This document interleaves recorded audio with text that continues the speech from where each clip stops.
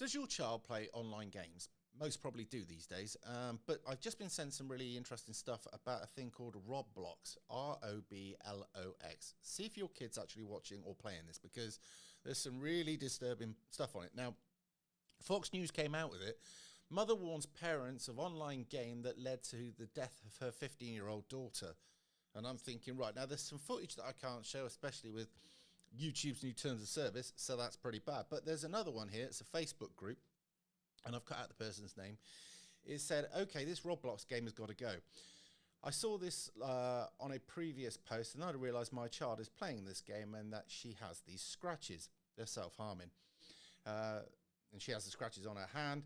And I've already spoken to her about this, but don't come at me, and it goes on. But basically, this game is telling them to go out and how to self-harm and then what to do next. So I'll get past that, and I will see if I can click on this and zoom in, because I'm not very good. It says part 1. This is one particular game, okay? Use a blade to cut yourself or make 3 eraser marks. This is an American game, obviously. To equal 1 cut. Part 2, go to hospital to end your own life while there. Part 3, involve your mum and dad by acting out, such as running away. The main part of this is overdose. Part 4, bully others and force someone to commit suicide. It goes on. It is about as grim as you could possibly get, but do you know what your kids are playing? I mean, literally, you have to be over their shoulder the whole time. And this seems like a legitimate site when you first look at it. Type it in the internet yourself. It seems a lot like an old gaming sort of platform. However, what you need to know is your kid got any weird marks on them? Are they acting strange? Are they hiding stuff from you? I had a friend the other day that she's very, very strict on what her kids look at. When she said, show me your whatever device it was, the kid went into meltdown, because immediately it knew that it shouldn't be looking at these things and that it was busted. I would suggest that, I know it's a bit invasive, but better be safe than sorry. I would suggest go through your kids' login history, what they're looking at, what games they're playing, etc., and explain to them that there are kids out there that are silly enough to follow this stuff to the end. And some of them are meeting up with a grim end. Now, if you went back about 15 or so years ago, I believe I was working up in Bristol at the time, and there was, in Wales and also in Yate, or as a person there called it, Yate, there was a suicide epidemic within teenagers because it was the thing to do. I mean, really, I can't get my head around the stupidity.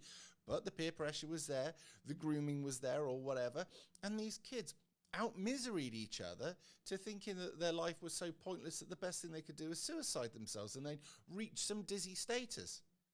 The internet can be a force for evil as well as a force for good. You really do need to keep a close look on the kids, because all the time that you're busy with your back turned, it only takes 5 minutes. They can be on one of these things and looking at it. So have a closer look. Anyway, yeah, I'm thinking at this point, I can't really even post what it says in those, what I've just read out to you, because I would, that goes against terms of service as well. Literally, you can't do anything here, just so you know. But also, I wouldn't want somebody to read it and take it the wrong way. All of those instructions were, I'd like to say that they were tongue-in-cheek and not real, but they were. That is the problem. Anyway, look. Take your own precautions. Make sure that your kid's not looking at poison or something completely degenerate or wrong, because any amount of time exposed to this rubbish, and God knows. And then literally your job as a parent is one of the toughest ones. It's the toughest job you'll ever have. Bar none. It is. I mean, trying to get through parenthood, trying to make sure that your kid gets from 0 to 18 undamaged, upstairs and physically, is the single most toughest job you will ever experience in your life. End of. It would be an easier job going to the moon and back. Just saying. Anyway, like, share, subscribe. If you want to support the channel, links in the description. I'll see you in a bit.